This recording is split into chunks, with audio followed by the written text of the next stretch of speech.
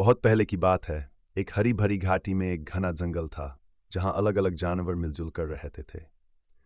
उसी जंगल में दो खास दोस्त रहते थे, एक चालाक बंदर जिसका नाम बांकी था और एक समझदार खरगोश जिसका नाम चंचल था।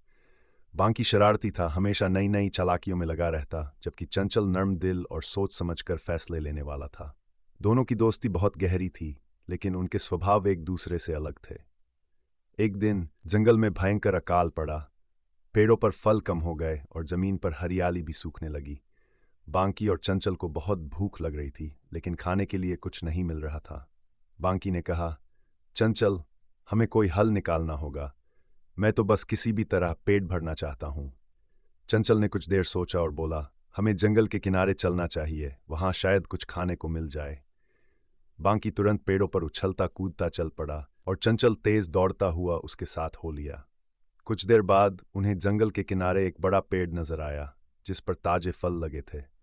बांकी तुरंत पेड़ पर चढ़ गया और तेजी से खाने लगा।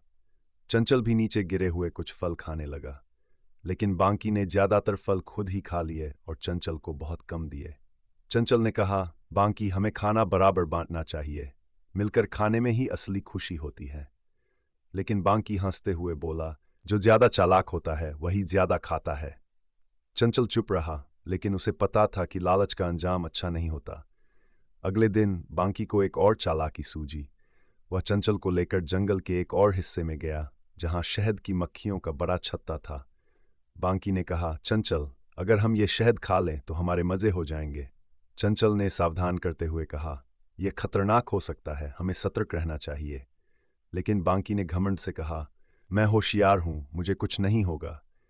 बांकी ने जैसे ही शहद के छत्ते को तोड़ा, सैकड़ों मधुमक्खियां गुस्से में बाहर आ गई और उस पर हमला कर दिया। बांकी दर्द से चीखता हुआ भागने लगा, मगर मक्खियां उसका पीछा कर रही थीं।